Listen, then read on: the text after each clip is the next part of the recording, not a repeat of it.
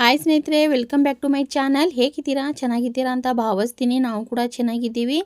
ಇವತ್ತೇನಪ್ಪ ವಿಶೇಷ ಅಂದರೆ ಕೃಷ್ಣ ಒಂದೇ ಜಗದ್ಗುರು ಅಂದರೆ ಮಾಹಿತಿನ ನನ್ನ ವಿಡಿಯೋದಲ್ಲಿ ತಗೊಬರ್ತಾ ಇದ್ದೀನಿ. ಬನ್ನಿ ಇವಾಗ ವಿಡಿಯೋ ಸ್ಟಾರ್ಟ್ ಮಾಡ್ತೀನಿ ಸ್ನೇಹಿತರೆ.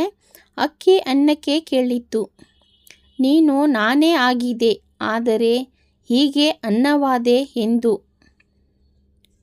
ಅನ್ನ ಸುಂದರವಾಗಿ ಉತ್ತರಿಸಿತು, ನೀರು ಮತ್ತು ಬೆಂಕಿಗಳ ಸಂಪರ್ಕಕ್ಕೆ ಒಳಗಾದೆ. ಅವುಗಳ ಸಂಸ್ಕಾರದಿಂದ ಮೃದುವಾದೆ, ಮಧುರವಾದೆ. ಅಕ್ಕಿ ಎನ್ನುವ ಭಾವ ಕಳೆದುಕೊಂಡೆ, ಅನ್ನ ಎನ್ನುವ ಅನುಭವ ಪಡೆದುಕೊಂಡೆ.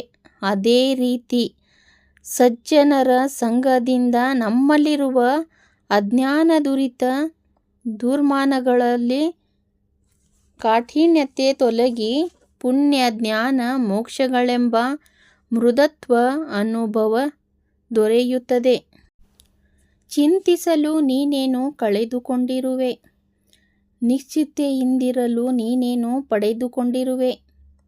3 ದಿನದ ಈ ನಾಟಕದಲ್ಲಿ ಕಳೆದುಕೊಳ್ಳಬೇಕಾಗಿರುವುದೇ ಕರ್ಮ ಒಂದೇ, ಪಡೆಯಬೇಕಾಗಿರುವುದು ಪುಣ್ಯ ಒಂದೇ.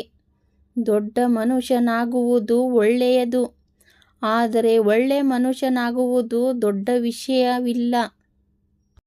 ನೋಡಿ ಸ್ನೇಹಿತರೆ, ನಾನು ಇವತ್ತಿನ ವಿಡಿಯೋದಲ್ಲಿ ಅಕ್ಕಿ ಅನ್ನಕ್ಕೆ ಕೇಳಿತು ಪ್ರಶ್ನೆನ ನೀನು ನಾನೇ ಆಗಿದೆ, ಆದರೆ ಹೇಗೆ ಅನ್ನವಾದೆ ಎಂಬ ನಾನು ಈ ವಿಡಿಯೋದಲ್ಲಿ ಮಾಹಿತಿನ ತಿಳಿಸ್ಕೊಟ್ಟಿದ್ದೀನಿ.